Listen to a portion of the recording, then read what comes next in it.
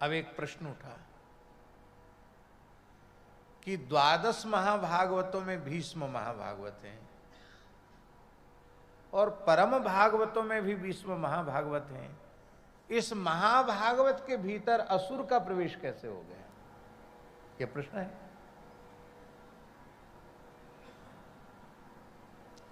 यद्यपि असुरावेश से उनकी भक्ति में, उनके ज्ञान विज्ञान में कोई अंतराय नहीं पड़ा, उनकी भक्ति में कोई बाधा नहीं पड़ी, लेकिन हम जो बात कहना चाहते हैं उसको बहुत ध्यान दे करके सुने। प्रत्येक चरित्र लोक शिक्षण के लिए होते हैं,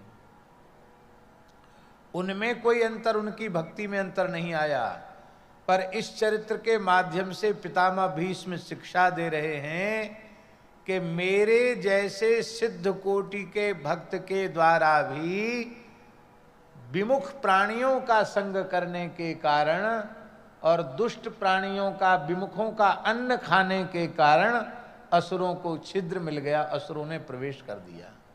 ये जो दुर्योधन का अन्न खा रहे हैं, इस कारण से असुरों को अवसर मिल गया और असुर ने भीष्म के भीतर प्रवेश कर दिया। इसलिए सिद्ध कोटि के भक्त को भी अशुद्ध व्यक्ति के संपर्क से बचना चाहिए और अशुद्ध अन्न के खाने से बचना चाहिए।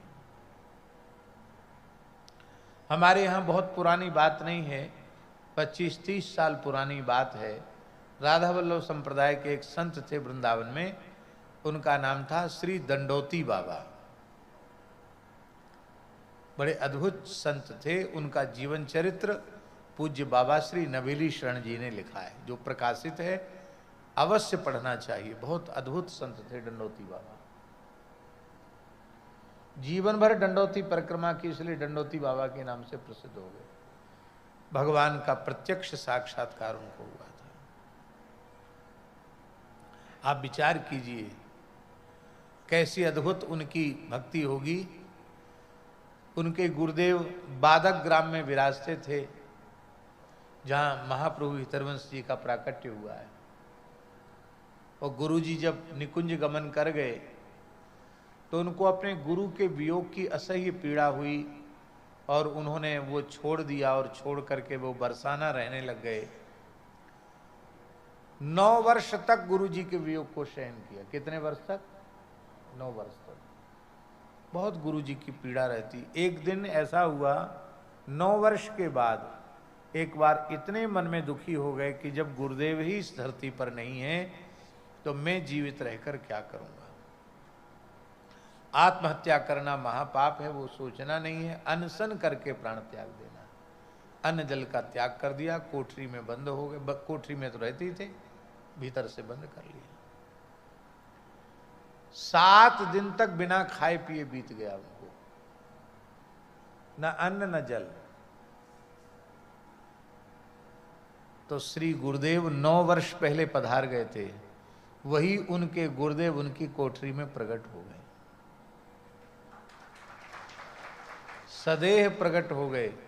बोले निकुंज से मुझे तुम्हारे समाधान के लिए आना पड़ा और मैं तो सदा तुम्हारे निकट हूं, तुम क्यों दुखी होते हो। और प्रकट ही नहीं, कुछ दिन उनके पास रहे गुरुजी और पूरा समाधान करके तब गुरुजी अंतर्धान हुए। उन दंडोती बाबा के जीवन का एक प्रसंग है। उनके एक संत मित्र थे, अच्छे संत थे। संत तो सब अच्छे ही होते हैं, संत शब्द जिसके साथ जुड़ गया वो तो अच्छा ही है।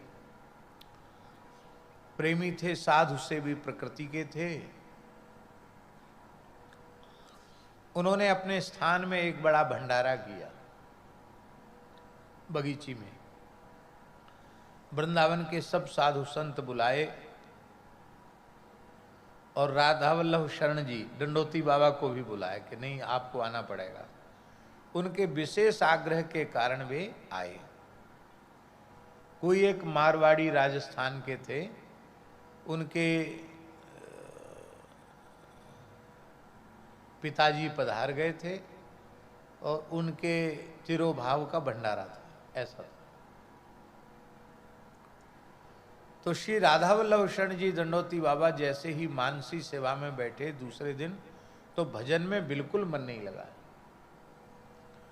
बार बार नेत्र बंद करके युगल सरकार का ध्यान करें तो हृदय में भगवान का ध्यान ही ना आवे। आप सोच सकते हैं कि जो नित्य प्रति भगवान की लीला का अनुभव कर रहे हों, भगवान की मानसी में सेवा कर रहे हों, उनको ठाकुर जी की झलक न मिले तो वे कितने व्याकुल हो सकते हैं। इसको कोई प्रेमी अनुरागी जिसे अनुभव हो चुका है वही समझ सकता है। सामान्य जीवों के बस की बात नहीं कि वो ये बात समझ पाए। बहुत विकल हो गए और जब आंख बंद करें तो उनको एक मुर्दा दिखाई पड़े। राधा कृष्ण भगवान की स्थान पर एक मुर्दा दिखाई पड़े। पूरी रात ऐसे ही बीत गई। सवेरा होते ही वो उन संत के यहाँ पहुंच गए। भाई मेरा तो सर्वनाश हो गया, मेरे भजन का नाश हो गया, क्या बात है, कैसा अन्न था? तो उस व्यक्ति से पूछा, भाई बोले हमारे पिताजी के निमित्त ये भंडारा था और भगवान जाने है ये परंपरा के नहीं, पुस्तक में लिखी है। बोले मरते समय हमारे यहाँ छाती पर कुछ रुपया रख दिया जाता है। अभी ऐसी कहीं परंपरा नहीं है, उस समय रही होगी। छाती पर मरते समय रुपया रख देते हैं, उसी रुपये को दान पुण्य में लगाते हैं। तो उसी जो छाती पर पैसा रखा था शरीर पर रुपया, उसी से झरा भंडारा किया गया, उसी का पैसा, इसलिए मुर्दा दिख रहा था। अंत में उन्होंने बमन किया, कुंजल आदि करके शोधन किया, उपवास किया, तब जाकर वो ठीक हुए। तब से निश्चय किया कि कभी किसी भोज भंडारे में जाकर सम्मिलित नहीं होना। देखो मेरी प्रार्थना है,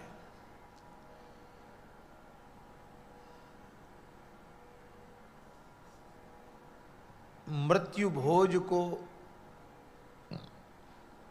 ग्रहण करने का अधिकारी संध्योपासन संपन्न, गायत्री जप परायण पवित्र ब्राह्मण ही वह श्राद्ध कर्म में अथवा पितृकर्म में भेद है। इसलिए ब्राह्मणों को भोजन कराओ, यही उत्तम पक्ष है। पर श्राद्ध में संतों को, साधुओं को भोजन नहीं कराना चाहिए। ब्याह कनागत कारटो राजधान ग्रहदान, भगवत जन इनको ग्रहे होय भजन की हानि। श्री स्वामी भगवत सिंह जी महाराज ने कहा। विवाह का अन्न भी निषिद्ध है, श्राद्ध पक्ष का अन्न भी निषिद्ध है। ब्याह कनागत कारटो, सीमंतोन्नयन आदि जो संस्कार हैं उनका अन्न निषिद्ध है। राजधान, राजान्न भी निषिद्ध है। ग्रहदान, राहु केतु शुक्र शनि इनका दान करके जो अन्न देते हैं वो निषिद्ध है। भगवत जन इनको ग्रहें, यदि भगवती जन इनको स्वीकार करते हैं तो होए भजन की हानि, भजन की हानि। तो अशुद्ध अन्न से बचना चाहिए, ये कहने का। एक घटना हमारे जीवन की है, हमारे जीवन की मतलब हमारे सामने की। श्री सुदामा कुटी में एक भंडारा हुआ। एक बहुत बड़े पुलिस अधिकारी थे, वो रिटायर्ड हो गए थे, तो उन्होंने रिटायर्ड होने के बाद बड़ा भंडारा किया। पाँच छह तरह की तो मिठाइयाँ बनी थी, बड़ा भंडारा था और खूब दक्षिणा थी और खूब लोगों ने प्रेम से पाया। जिसने पाया सब बीमार हुए और अच्छे भजन करने वाले साधुओं को भी मार पिटाई, मार काट और खून खच्चर यही सब दिखाई पड़ा। तो भैया वही सब करके धन कमाया होगा, बोले चलो इतना साधुओं को खिला दो, पाप कट जाएगा। उसके बाद प्रायः सब बीमार हुए। मेरे सामने की घटना है। जो नहीं खाए वो बच गए, बाकी सब बीमार हुए। इसीलिए हमारे यहाँ प्राचीन काल में भंडारा कराने वाले से भी पूछा जाता था, भैया तुम्हारा काम धंधा क्या है, तुम्हारा यह धन न्यायोपार्जित है कि नहीं, सकाम भाव से तो नहीं भोग लगा रहे हो। निष्काम भाव से सेवा कर रहे हो तो हाँ, निष्काम भाव से साधु सेवा करोगे तो ही साधु सेवा का पुण्य मिलेगा। साधु सेवा का फल क्या है? शरीर संसार से वैराग्य और भगवत चरणारविंद में अनुराग, यही साधु सेवा का फल है। और इसी संकल्प को लेकर के साधु सेवा करनी चाहिए। इसलिए गोकर्ण जी महाराज ने सावधान किया, सेवस्व साधु पुरुषान जही काम तृष्णाम, काम तृष्णाम जही और साधु पुरुषान सेवस्व।